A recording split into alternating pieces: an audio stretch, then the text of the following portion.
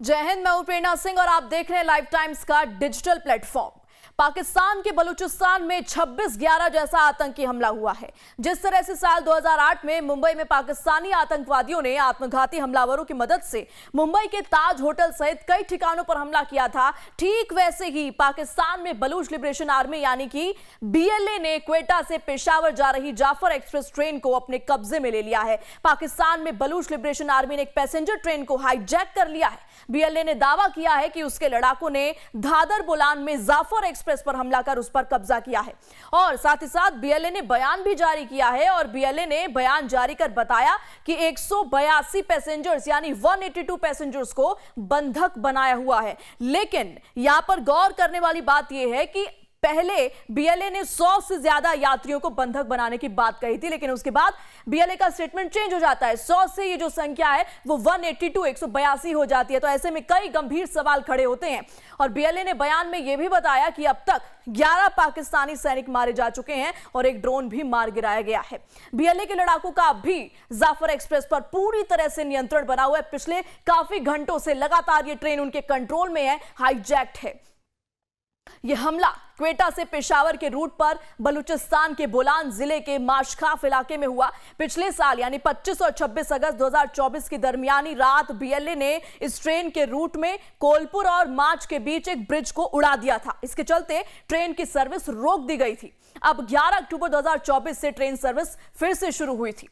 पहाड़ी इलाके का फायदा उठाकर बीएलए ने अटैक किया है। जी हां, बलोच लिबरेशन आर्मी ने बोलान के माशकाफ में गुडालार और पीरू कुंडरी के बीच इस हमले को अंजाम दिया है। यह इलाका पहाड़ी है जहां पर कुल 17 सुरंगें हैं, टनल्स हैं और इसके चलते ट्रेन को धीमी स्पीड पर चलाना पड़ता है और इसी का फायदा उठाया है बीएलए ने और इस प्लस पॉइंट का फायदा उठाकर बीएलए ने ट्रेन पर हमला किया। सबसे पहले बलोच आर्मी ने माशकाफ में टनल नंबर 8 में रेलवे ट्रैक को ही उड़ा दिया। इससे हुआ क्या कि इससे जाफर एक्सप्रेस डिरेल हो गई। इसके बाद बीएलए ने फायरिंग शुरू कर दी। फायरिंग में ट्रेन का ड्राइवर भी घायल हुआ। इस ट्रेन में सुरक्षा बलों, पुलिस और आईएसआई के एजेंट्स सफर कर रहे थे, ट्रैवल कर रहे थे और सभी पंजाब जा रहे थे। इन्होंने बीएलए के हमले का जवाब दिया, लेकिन बीएलए ने ट्रेन पर कब्जा कर लिया और इस दौरान कुल 11 पाकिस्तानी सुरक्षाकर्मी मारे गए हैं। घटना की जानकारी मिलने पर पाकिस्तान आर्मी ने बीएलए पर जमीनी फायरिंग की और हवा से बम भी बरसाए, लेकिन बीएलए लड़ाकों ने किसी तरह आर्मी के जमीनी ऑपरेशन को रोक दिया, निश्तो नाबूद कर दिया। एक बयान में बीएलए ने कहा कि हमारे लड़ाकों ने माशकाफ, धादर और बोलान में इस ऑपरेशन को प्लान किया। हमने रेलवे ट्रैक को उड़ा दिया जिसकी वजह से जाफर एक्सप्रेस रुकना पड़ा। इसके बाद हमारे लड़ाकों ने इस ट्रेन पर कब्जा किया और यात्रियों को बंधक बना लिया। बंधकों में कौन कौन शामिल है ये भी आप जानिए। बंधकों में पाकिस्तानी सेना, police, anti terrorism force ETF और इंटर सर्विसेज इंटेलिजेंस यानी आईएसआई के एक्टिव ड्यूटी कर्मचारी शामिल हैं जो पंजाब जा रहे थे। हमने महिलाओं, बच्चों और बलूच यात्रियों को छोड़ दिया है, ये कहना है बीएलए का, और सिर्फ पाकिस्तानी सुरक्षा बलों के कर्मियों को बंधक बनाया गया है। इस ऑपरेशन का नेतृत्व बीएलए की फिदाइन यूनिट और मजीद ब्रिगेड कर रही है, जिन्हें फतेह स्क्वाड, एसटीओएस और जराब इंटेलिजेंस विंग का समर्थन प्राप्त है। अगर बीएलए का कहना है कि हमारे खिलाफ कोई भी मिलिट्री ऑप्शन किया जाता है, मिलिट्री ऑप्शन करने की कोशिश भी की जाती है, तो हम सभी बंधकों को मार गिराएंगे। तो ये सबसे बड़ी चेतावनी इस वक्त बीएलए ने पाकिस्तान को दे डाली है और इस कत्लेआम की जिम्मेदारी पाकिस्तानी सेना की होगी। ये स्टेटमेंट है खुद बीएलए का, बलूचिस्तान लिबरेशन आर्मी का।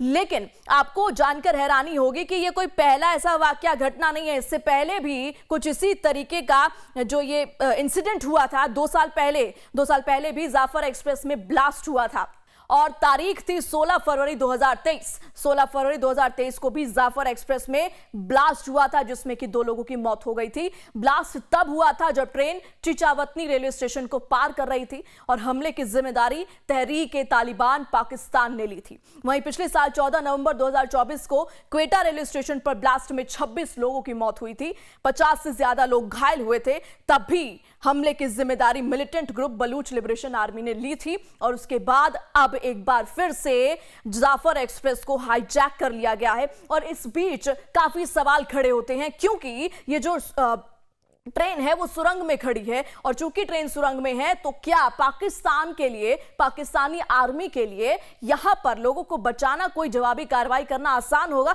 क्योंकि अब रात का वक्त हो चुका है और लगातार पिछले काफी घंटों से ट्रेन बीएलए के हाईजैक उन्होंने कर लिया है, उनके कंट्रोल में है। तो कई सवाल हैं इस वक्त। अभी तक कोई भी ऑफिशियल स्टेटमेंट पाकिस्तान की ना तो सेना ने दिया है, ना आईएसआई ने दिया है, ना ही किसी और प्रशासन ने। तो ये सवाल उठता है कि आखिर ये जो घटना है, ये सिलसिला है, कब तक चलता रहेगा?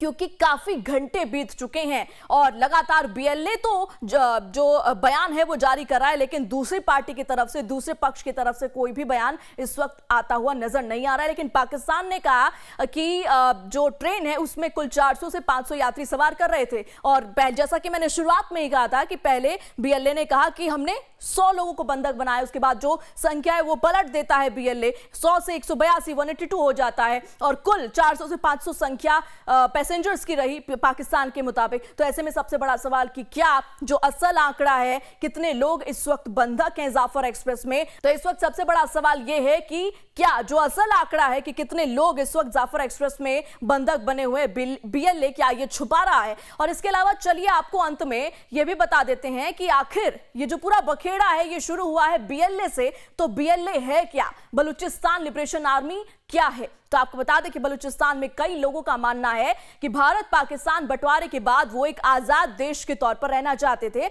लेकिन बिना उनकी मर्जी से उन्हें पाकिस्तान में शामिल कर दिया गया था।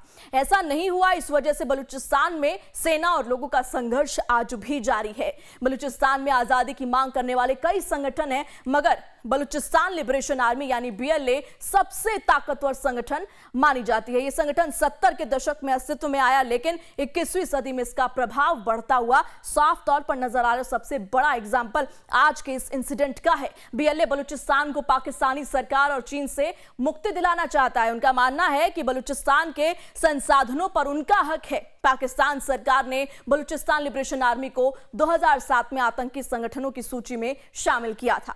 अब यहीं पर इस वीडियो को एंड करते हैं और अब देखना होगा कि कब वो जो तमाम पैसेंजर्स हैं जो कि अभी बंधक बने हुए हैं जाफर एक्सप्रेस में, कब उन्हें मुक्ति मिलती है और पाकिस्तान कब इसको लेकर एक्शन करता है, एक्शन लेता है, और क्या ऑफिशियल स्टेटमेंट पाकिस्तान की तरफ से आता है। बहरहाल मुझे दीजिए इजाजत, फिर से लौटूंगी एक नए कंटेंट के साथ। देखते रहिए लाइव टाइम्स का डिजिटल प्लेटफॉर्म।